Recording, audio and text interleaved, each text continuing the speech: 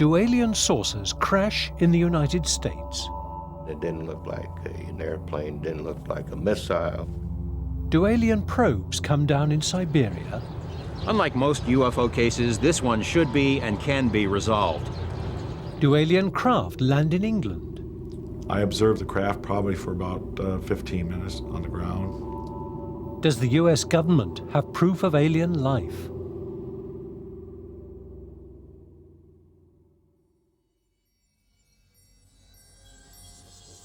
The United States, June 1947. A private pilot near Mount Rainier. He's the first to see unusual craft traveling at hitherto unknown speeds. Hundreds of reports of flying discs follow. Half a century later, the greatest mystery is solved. Many people were told to keep their mouths shut about the things they saw. A lot of us were still in shock and in disbelief what we found. The true story is yet to be told. I believe that there was a flying out of space object.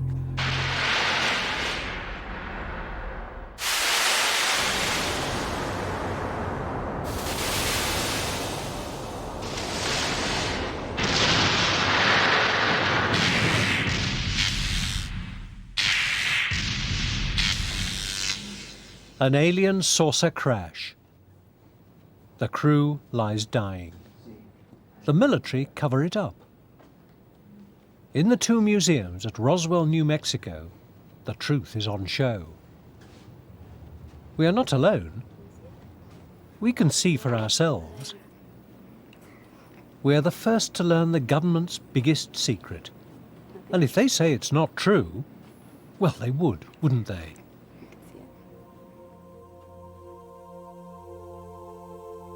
Encounters with extraterrestrials, abductions, reports of spaceships. Over the last 50 years, these are multiplying to industrial proportions. Not mere childish gullibility, but a genuine hunger to know if there is something outside ourselves fuels our curiosity. Is there life elsewhere? And does it visit us? The incident at Roswell is the most crucial case of all time for UFO believers.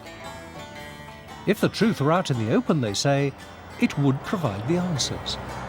No other case is heading so clearly to become a myth.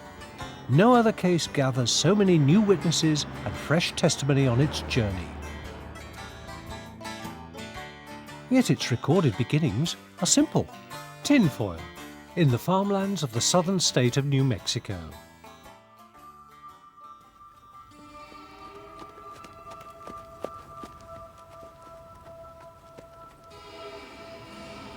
An area about 200 yards in diameter with bright wreckage made up of rubber strips, tin foil, a rather tough paper and sticks. That's what farmer Mac Brazel finds on the Foster Ranch on June the 14th.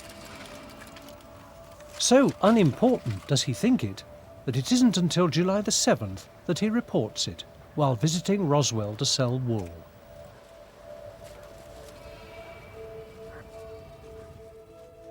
Sheriff Wilcox alerts the local field of the Army Air Force, home of the only unit in the world equipped with the atomic bomb.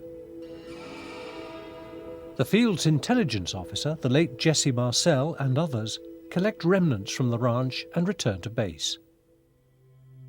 The press officer issues an excited release, quickly taken up by the local media. The many rumors regarding the flying disc became a reality yesterday when the intelligence officer of the 509th Bomb Group of the 8th Air Force Roswell Army Airfield was fortunate enough to gain possession of a disc through the cooperation of one of the local ranchers and the sheriff's office of Chavez County. The flying object landed on a ranch near Roswell sometime last week.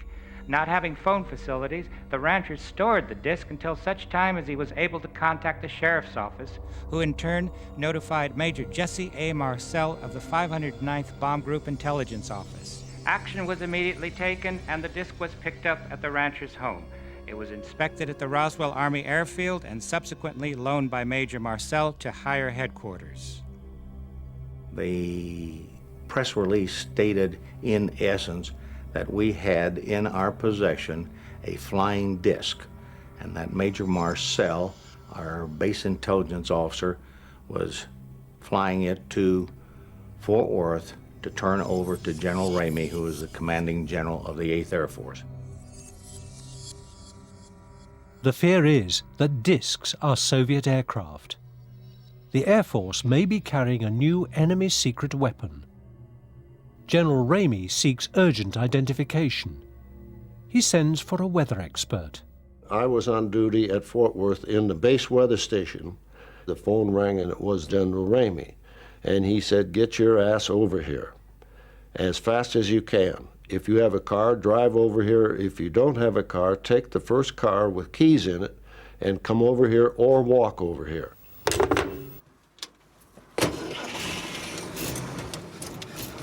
And so I just responded, "Yes, sir," and away I went.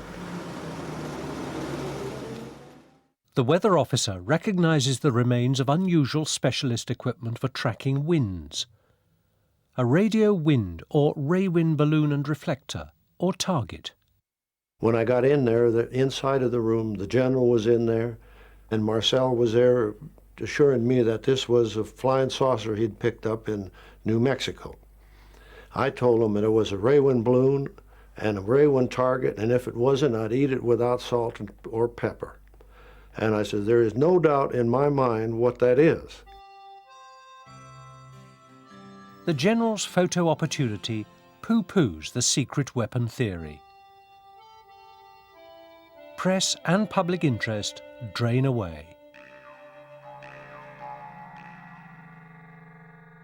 The next morning when I picked up the newspaper, I saw that we didn't have a flying disc. All we had was a weather balloon. That was the end of it. It was forgotten. Forgotten but gone to a better life. The journey into legend begins, a high-tech folk tale, one which for some can never be proved or disproved. Concealed by the government. They don't want us to know the secret. They have alien technology. The beans are spilt 30 years later by a chance remark to a UFO writer. In 1978, I was at a television station waiting for a late reporter when the manager of the station, who was giving me coffee and a little embarrassed because the reporter was late, said, "The guy you ought to talk to is Jesse Marcel." "Who's he?"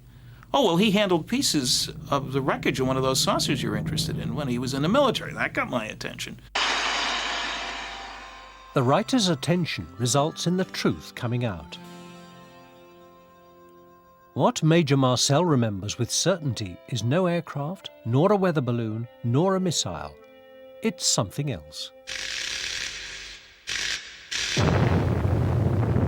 On July the 2nd, lightning strikes a spaceship over Roswell. Bits fall off nearby. The actual crash is on the plains of San Agustin, 100 miles away. There is a wreck and dead aliens. They are found by archaeologists and a soil engineer. The military arrive and make them leave. Oh, and Brazel lied. He couldn't find the debris before July the 3rd at the ranch. The material makes a deep impression on Major Marcel and on his son, then aged 11. My first memory of that time in 1947 was being awakened by my father very late at night, maybe after midnight, maybe 1 or 2 o'clock in the morning. He said, "I have something I want to show to you." So I went out to the car to help him bring some boxes of this material in, dumped it out over the kitchen floor so we could examine it. And it turns out there was a lot of metallic debris. There's some I-beam material, some foil-like material, some black plastic debris. And he said he thinks this is part of what was then called a flying saucer.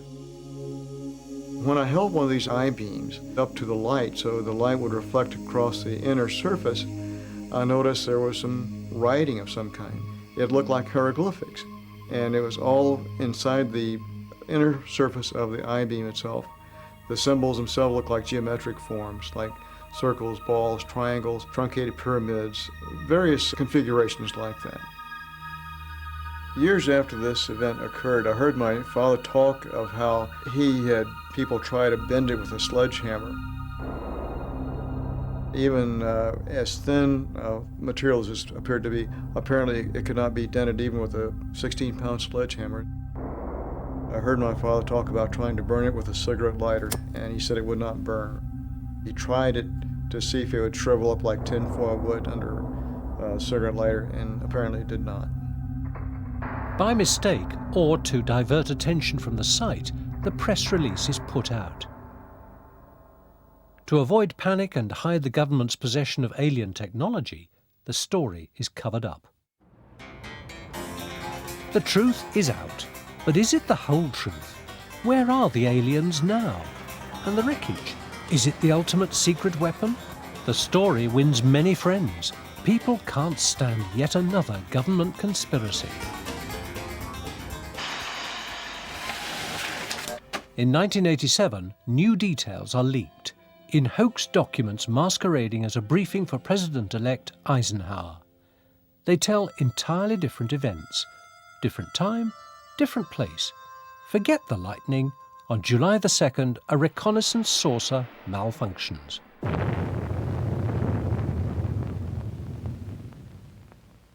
Forget San Agustin. The crash is at Corona. 2 miles away, 4 human-like aliens are found. All traces are removed. The cover-up is extensive. A call from Washington warns the local radio station to stop covering the story or be shut down. It threatens the broadcasters. You didn't see anything, you haven't heard anything, you don't know anything about this. And let me assure you that we will monitor you to be sure every broadcast that you make, that if you mention it, you're in big trouble. And furthermore, if a report comes to us that you have violated this agreement that we have made, we will tell you that we're not going to wait for a federal communications deal with warnings and all of that stuff. That as of that moment, we are going to cancel your license to operate. 3 versions so far and no rest for a myth on the make. Want to shift some hooks? How about a new witness, say someone who knows what happened to the aliens? Make sure you include most of the details of all previous versions. Don't forget to add a few tidbits about those space-age alien materials. There's no silencing the UFO busters. In 1991, a 4th version appears. The saucer lands briefly on the Foster Ranch on July the 2nd, takes off, gouges the ground for 150 feet, leaves wreckage. It comes to rest 2 miles away. Mac Brazel finds alien debris with almost magical properties. He shows it to his neighbors. This piece of material that he brought, we examined it real carefully. It looked like it was a little larger than a pencil, and it was about 6 or 7 inches long. It was a light tan color, looked like a lightweight wood, but you couldn't burn it or cut it. Mac said that some of the other material looked like aluminum foil, but when you'd crush it in your hand, it would straighten back out. There were no creases at all. And there was some tape that, or some part of it that had some printing on it. He said in a purplish pink ink. He said it wasn't like Japanese or the way he described it, it was more like hieroglyphics or something, you know, it was kind of pictures. It wasn't flowers or printing as we know anything. At the second site, 2 miles away, 4 alien bodies and a crashed saucer are found. The military remove all traces and ring up the local undertaker come ambulance man. He's a brand new witness. The mortuary officer from the Roswell Army Airfield called and said he would like to ask me a few questions. He wanted to know, did we have, what size baby caskets hermetically sealed? Were they 3'6" or 4 foot? He wanted to know how many that we have in stock and how long would it take us to get more. Later, Glenn Dennis drives an injured airman out to the base in his ambulance. When I got to the infirmary where I usually park, there was 3 old field ambulances there where I usually park. Naturally, I looked in and I saw a lot of debris there. It looked like some kind of a crash debris of some kind, not particularly an airplane crash, but it was some kind of debris. Then I noticed there was a piece that looked like the end of a canoe. It was about 3.5 feet that came up to a point like a canoe, and then I noticed on the outer edges that it looked like some kind of hieroglyphics. His emergency over, Glenn passes by the hospital laboratory. We probably hadn't gone over 10 feet, and this door opened, and it was a nurse that I knew that I had worked with before. And she had a towel over her face, and she was gasping, I think, or maybe crying, I'm not sure, but I know she was gasping for breath. And she did see me, and she said, "Glenn Dennis, get out of here as fast as you can because you're going to get in a lot of trouble." Immediately following her were 2 gentlemen that also had a towel over their face, and they were gasping very much so. They went on across the hall with her and went into the door. It wasn't for just a few minutes, and here comes 2 MPs, and they said, "Take this gentleman off the base, you drive him back. Don't let him drive, make sure he's off the base, and you drive the ambulance yourself." Dennis is removed on the orders of a menacing, red-haired captain and a mean black sergeant. The next day, he meets the nurse. She's in a terrible state. I've never seen anyone that she was as white as a ghost. Her hair was just all completely messed up. She was like scratching her face, and then she was just almost completely in total shock. Her story was that they were doing a partial autopsy. On one hospital gurney was a crash bag it was unzipped with 2 very mutilated small little bodies. It said very mutilated. And she said, for instance, there was a hand that was severed, and in a long forceps, they would turn the hand over, and they were describing it only 4 fingers, small pads on each end of the fingers, and it looks like there's little miniature suction cups. General Ramey acts out a charade with fake wreckage. An event which would change the way we see the world is covered over. Great pressure to play along is put on the original witnesses. I've seen photographs of my father holding some debris in General Ramey's office at Fort Worth Air Force Base. And I did not talk to my father about these photographs even years later because I did not even know they existed until a short time ago. But those photographs depict material that I did not see on our kitchen floor that night. Again, the discrepancies being, in the photograph, you could clearly see this is metal-backed paper, not foil-like through and through. In other words, it was paper-backed metal. The sticks looked like bolts to me in the photograph, and again, that was not what I saw. So I have to conclude that the debris that was on General Ramey's office floor was not what we saw on our kitchen floor that night. My husband and Lyman Strickland were in Roswell one day, and they saw Mac going down the street and he had soldiers around him. And they said Mac didn't even speak to him. He just stuck his head up in there and walked on. Then when Mac came home, we asked him about it, and he said, well, they told me it was a weather balloon, but if I ever find anything else, nobody will ever know it. And he just wouldn't talk about it. So I don't know what persuasion they used, but he just said they said it was a weather balloon.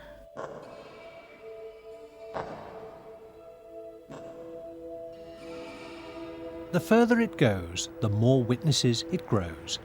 Just when you thought it might die down, fresh versions 5 and 6, more crash sites, more aliens, and more military policemen are all on the way. 1992, the War of the Words continues. July the 8th, this time, Saucer 1 crashes 75 miles from Roswell. Dead aliens, 4. 150 miles away, a second saucer is found by archaeologists. Oh, and new witnesses. ET body count, now 7.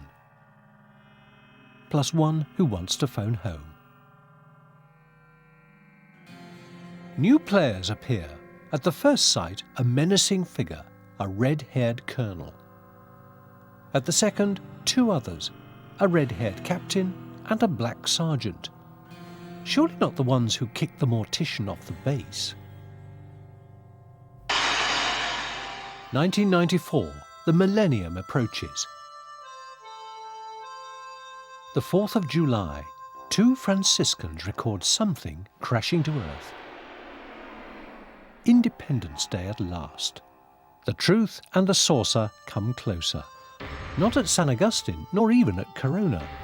The doomed disc drops down just north of Roswell's museums. It's found by archaeologists, entirely different archaeologists. Enter an incredible eyewitness. He claims a secret mission took him to the crash site itself. We got into several jeeps and some trucks and so on, went north, and we clipped the fence and went into the area, and that's where we saw this glow. We saw this craft, and it didn't look like an airplane, didn't look like a missile, and it was something that was just odd. The craft itself was close to almost a heel shape. I would say that might have been about 15, 20 feet in length. It was kind of half open. One body was thrown up to the base of the arroyo. The other body was half in, half out. They were well-developed individuals, maybe around 5'8", 5'9". Very small nose, small ears. The eyes were round, fully round, not big. They were good-looking people, very good-looking people. Of course, a lot of us were still in shock, and in disbelief what we found. No military records support Kaufman's story. The red-haired officer and the sergeant can't be traced. The nurse's story can't be obtained first-hand. That doesn't faze a legend. The next stage is usually a carefully preserved piece of wreckage or genuine body part. It's time for the alien freak show. Those selling film of an alleged autopsy would have us believe it's true.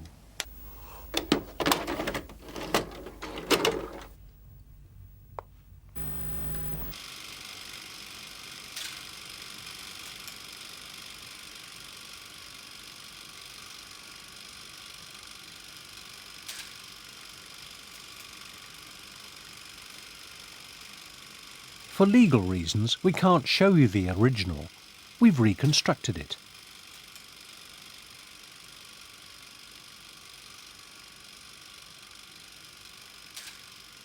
With the help of ex-8th Air Force Colonel Dan McGovern, using the correct camera. In combat, he filmed the original Memphis Belle. He was the first military cameraman to film on the ground at Nagasaki. Much of that film is still classified. What does he think of the film of the alleged autopsy? Well, from my point of view, I think that the whole setup is very amateur, to say the least. Autopsies are well lit. The patient doesn't move. The cameras of the day are capable of good focus. Yet the autopsy tape is out of focus, overexposed, in black and white. Wouldn't they use colour? It would be standard practices. Matter of fact, colour is highly recommended for all medical procedures, performing operations, and definitely so in autopsies.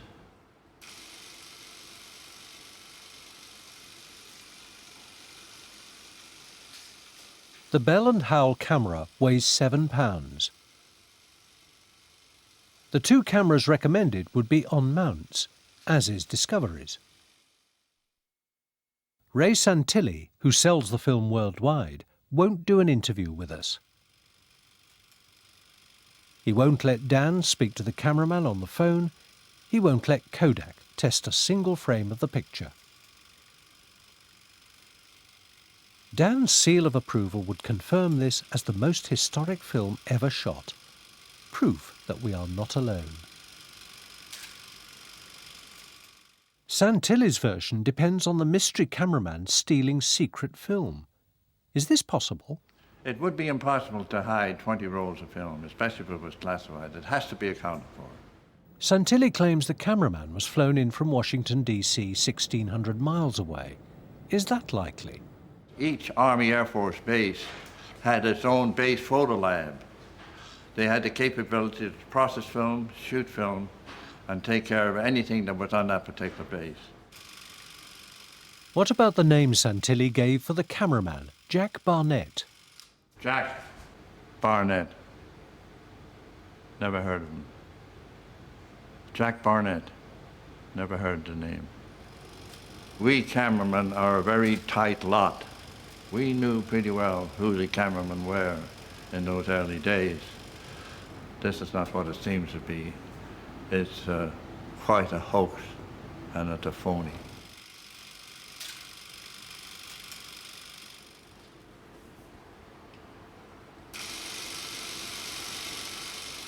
We can unmask the forensic expert who studied the so-called autopsy film for Discovery, a forensic pathologist, a veteran of over 20,000 autopsies, including air crashes.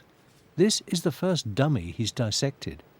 We have what is described as an alien. That is an absolutely earth-shattering event. It's never happened before, and it's going to be a long time before it happens again. How would he go about his first alien? If I was doing this post-mortem, I would have released all the neck structures from the mouth onwards, and then picked up the heart and lungs, taken it to a dissecting table, and then made a dissection. Instead of which, all I saw was somebody picking up a pair of scissors with index finger and thumb, which is certainly not the way any pathologist would use it, because as you can see, it waves around like so, because you cannot guide it. Most pathologists would tend to use the thumb through one loop and the middle finger through the other loop, so that the index finger is available to guide it and steady it. What they were doing was they were just going inside, picking up an organ, snipping away without looking, and putting it into little trays and taking it away, almost like in a butcher's shop, basically, rather than a pathologist's mortuary. Now, it's bad enough if you were to do it in a human being whose anatomy we know reasonably well, but to do it on an alien who the first ever, I think it's almost sacrilegious for it to be done in that manner. The next thing I noticed was the fact that neither the wound nor the body was measured. Now, usually in any autopsy that I perform, or any one of my colleagues anywhere around the world would perform, the moment they see injuries, they would look at it, examine it carefully, look at the edges, look at where it is, measure it, and then photograph it using a still camera. Another peculiarity is the short time spent on the autopsy. even less than the 4 hours usually spent on a violent death. From the first to the last cut, under an hour and a half elapses. I would have taken at least 3 or 4 days over it. I would have got myself a number of experts in various disciplines in order to make sure that I do not miss anything. And this clearly did not happen in the autopsy that we saw on the film. I think on the basis of what we have seen, I'm reasonably convinced that this was not an autopsy in the ordinary sense. It was probably fabricated, if you like. If the stuffing's been knocked out of the aliens, there are fresh contenders in the far-fetched explanation stakes. Just 2 years before, enemy balloons caused the only wartime casualties on the mainland US. The Japanese released 9,000 across the Pacific.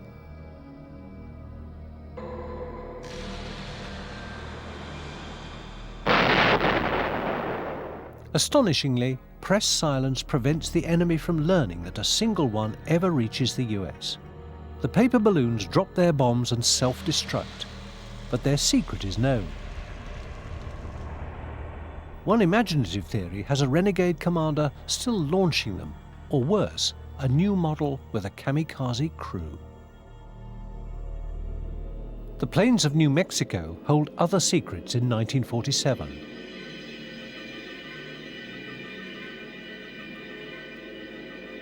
V-2 rockets.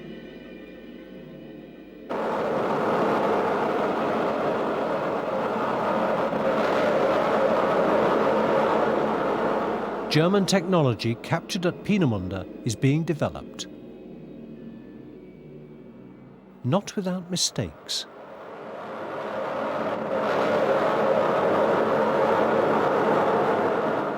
One misguided missile nearly hits a town.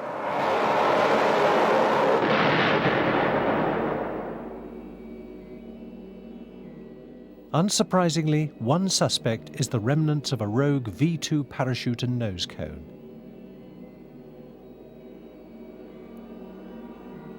Wilder speculation provides grimmer candidates for the alien corpses. Monkeys used in later tests which do not survive. None of this resembles the material in General Ramey's office. Is there a simpler explanation? If $1 million report by the Air Force is to be believed, there is. Mac Brazel's debris is inspected not by Marcel alone. The Air Force traced the silent survivor who accompanies him. His sworn testimony maintains there is nothing alien about the wreckage. Other witnesses explain the cover-up, to conceal the real purpose of the weather balloon. Alamogordo, New Mexico, the New York University Balloon Group, obscure academics, testing and refining balloons to remain at a fixed height. The sun makes ordinary balloons rise. They expand until they burst. The scientists try out new materials. To follow them, the engineers attach radar reflectors or targets. The targets that we were using were constructed of aluminum foil laminated onto a fairly tough white paper, arranged in triangles with balsa wood stiffeners. The expendable targets allow the balloon's height and speeds to be followed. Not all flights are recovered. One in particular stands out. Flight number 4 was launched on June the 4th, and it was tracked by the B-17 and by the radar. It passed out of radar range, and our last information on it, as I remember, was when it was over a little New Mexican town called Arabella with another little town of Bluewater, both of which were exotic places that lodged in my memory ever after. These little towns are 20 miles or so from where the debris was picked up sometime later. The debris that was found, as it was described by the rancher, Mac Brazel, is a quite good description of how the remnants of one of our flights would have appeared after it came back to Earth and dragged across the ground. Most people are unfamiliar with radical new materials such as neoprene and polyethylene, and post-war shortages lead to improvisation. The manufacturer reinforced the attachment of the reflective laminate to the balsa strips with some tape that the manufacturer happened to have in his shop. And curiously enough, the tape that he had was embossed with some odd flower-like designs that were pinkish purple abstract designs. The reason for the security clampdown is the balloon's true purpose. Amazingly, even many of the team are kept unaware. The balloons are intended to carry microphones to listen for the first Soviet atom bomb. The operation is classified Top Secret Priority 1A. Even the project name is hidden from them, Mogul. To be truthful, I never heard the name Project Mogul until 1992. I did know the intrinsic purpose of what we were doing, that is trying to detect Soviet nuclear explosions, but I knew none of the military classification and I had no need to know. So much for alien hieroglyphics and magic materials. One other thing in General Ramey's office remains to be identified, a heap of strange dark pieces. Thanks to Discovery, weatherman Irving Newton today meets Professor Moore for the first time. Together, can they complete the puzzle? How do you do, Professor Moore? I've been looking forward to this. I have to. Come in, let me show you what we have. I sure would be happy to. On our flights, we used these corner reflecting radar targets to track the balloons. And you may have seen these before. Have you seen these? That surely looks like it, except this one is whole. The one we saw there was just in shatters. We had 3 of these on the flight that we launched back in June that went to Arabella. And we carried them on balloons like this. We had strings of 23 of these balloons. The interesting thing here is after this neoprene gets exposed to sunlight, it darkens and discolors, and after it's been exposed to sunlight for a day or so, it gets about this dark, and after it's been 2 or 3 weeks out in the sun, it gets to be like this. Did you see this in General Ramey's office? Absolutely. You've made a perfect explanation of the whole thing. All of this is what was in General Ramey's office. There's no doubt in my mind that that's what we saw.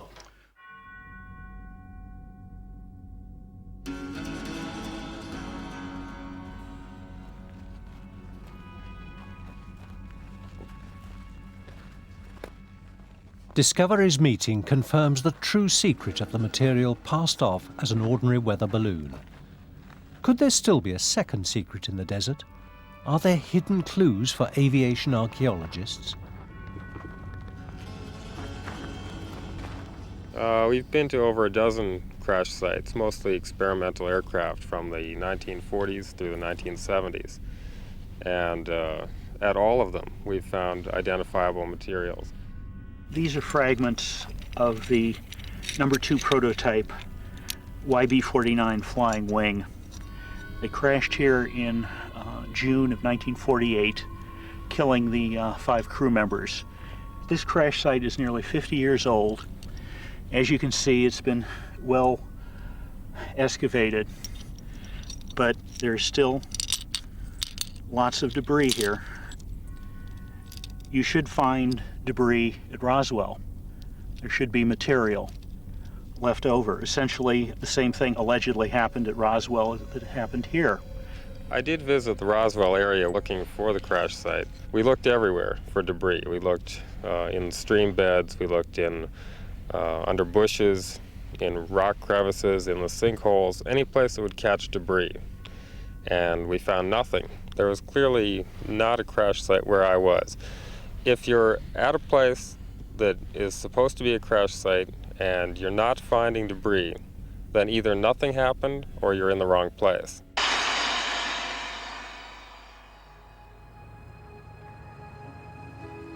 There are cases where material has been found and analysed. Vladivostok, one of the former Soviet Union's key naval ports. Not far away lies what's claimed to be the site of the crash of an alien probe. To take us there, we've enlisted the help of an expert on Russian UFOs, TV journalist George Knapp. Well, we're on our way to Dalnogorsk, and 10 years ago, this journey wouldn't have been possible. For one thing, it's a very remote site. It's the reason we're in this commandeered military helicopter. It's the only way to get there. Plus the fact that politically 10 years ago, when the crash occurred, if we had gone to Vladivostok, taken pictures of their harbor and all the military secrets there, we could have been shot or imprisoned. So this is basically the only way to get there. We're going there to find out if the crash at Dalnogorsk is the equivalent of the Russian Roswell, because it has all the elements. It has eyewitnesses, scientific testimony, UFO sightings, scientific analysis of the material. We'll see what we find out. The crash of an unknown object in Dalnogorsk, Siberia in January 1986 raises many questions. What is the silent 2-metre sphere which flies through the area parallel to the ground? It travels at only 40 miles an hour. It can hardly be a natural phenomenon like a meteorite. A fallen satellite or rocket part? Do the traces really point to extraterrestrial technology? Are the scientific tests on the debris as conclusive as is claimed?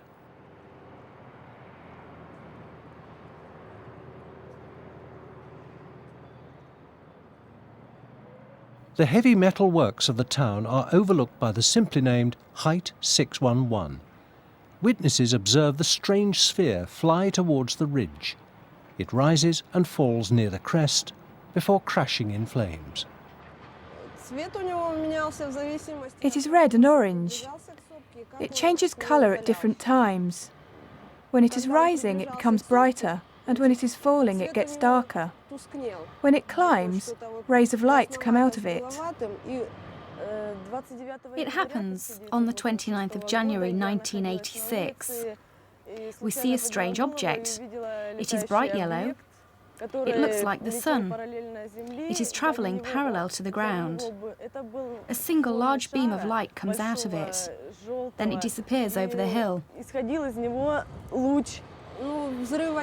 I don't hear any explosion and I don't see any flash. Yet after it goes up and down several times, it vanishes over the hill. A final question, what do you think it was? Any idea? A UFO. Subsequent searches find the impact site. Mysterious materials, balls, gauzes, netting are removed from the hillside. They remain in the hands of national science academies. Local scientists have only small samples. Over 3 years, they compile a 300-page study. Its author points to anomalous features of the case. At the crash site, I found bits of magnetised flint and about 300 grams of different materials. After the crash at Height 611, there were many UFO sightings over Dalnogorsk. Discs, balloon shapes, single lights. It looked as though they were looking for something because they had searchlights. This searchlight was very interesting. It only lit up what it touched. It had no visible beam. Everything leads me to believe that this object was made by highly intelligent beings and was of extraterrestrial origin. The metallic wreckage contains extraordinary levels of elements, purer than on Earth, he says. The net-like material is quartz insulation round gold wires, thinner than a human hair. What came from the sky is, he argues, not something made here, but part of the guidance system of an extraterrestrial probe. No other Russian researchers have published their findings, or released any of the material. This is one secret Moscow could share with the scientific community. Before it becomes a myth, we could have an answer. Unlike most UFO cases, this one should be and can be resolved. Russian institutes have sequestered the Dalnogorsk debris for more than 10 years. The world has been told the object was of terrestrial origin. But where are the reports? And more importantly, where is the debris itself? The only scientific analysis released to date suggests the object, whatever it was made somewhere else and is perhaps not of this world.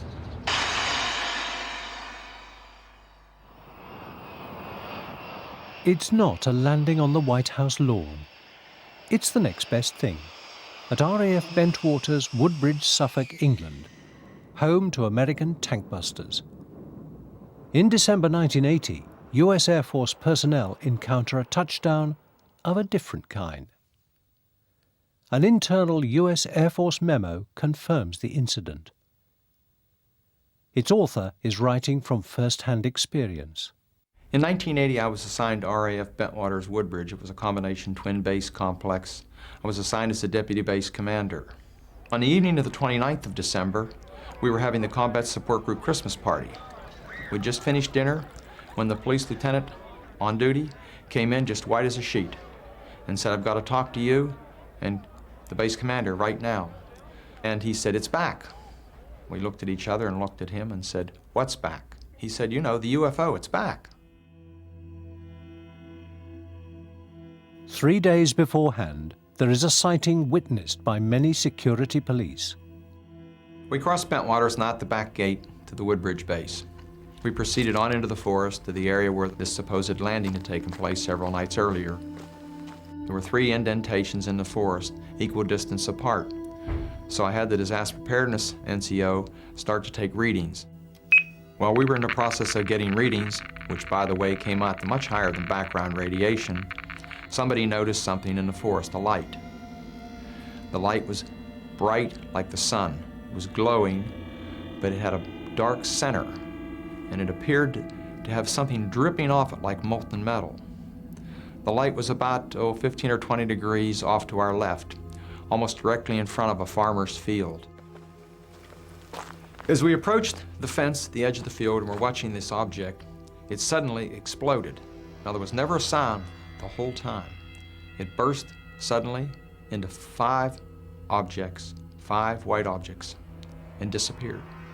And at that time we noticed there were several objects in the sky, 2 to the north and 1 to the south. They were brightly lit, multicolored, and they were moving very rapidly together as though they were in formation. We watched them for several minutes, and they kept doing this. We turned and watched the object to the south, and suddenly it came toward us at very high speed. It stopped and sent down a beam like a laser beam. It fell right at our feet. It stayed on for several seconds, and just like a flashlight, it clicked off. Managed to get a bit of communication through to the command post and asked them to check with Eastern Radar, who had air defense for that sector. They came back and said no, they weren't painting anything on the screen, but they couldn't explain and wouldn't say a whole lot more. I never saw anything as far as an alien being or anything that could be considered human or humanoid or anything of that nature, although I had a distinct feeling, in fact, I'm firmly convinced that the objects we saw were under some type of intelligent control. 3 days earlier, patrolmen make physical contact with a UFO. I was called at the Chow Hall to go out to the East Gate. It was about 12 o'clock at night, and I proceeded out there. When I arrived there, there was 2 police units there. They were pointing over into the wooded area, about 300 yards approximately off the East Gate. We seen a glowing white light with some yellow and some blue in it. It was, the closer we got, the more intense the bright white light emulated out of it. We got to the edge of the forest, and it was bright enough to make you squint. We were approximately about 60, 70 yards away from the craft. As I got maybe within 10 meters of the craft, it was apparent that there was no aircraft that I've seen.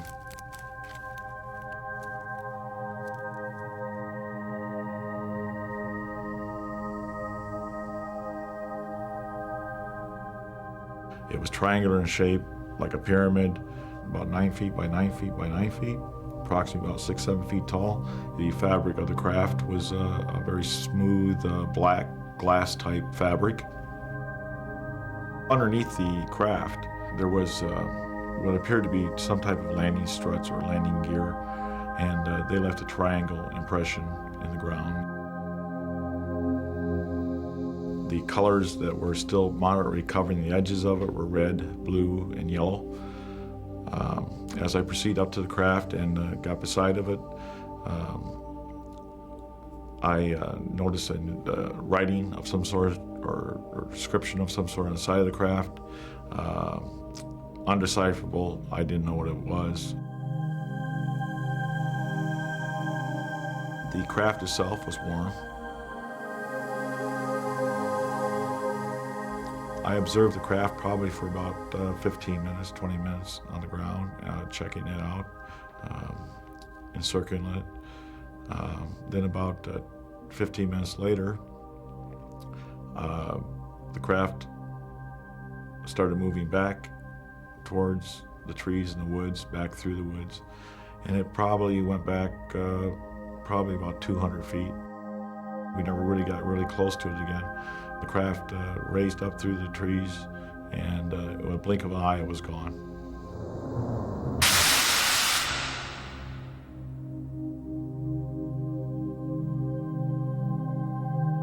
What I seen was a controlled aircraft that could fly. Made no sound, and was able to go ahead and maneuver back through the woods and be able to take off in a blink of an eye. That's what I seen. Do we have the capability in the United States Air Force? No. Does anybody else in the world? Not as far as I know of. Alien craft or terrestrial cover-ups?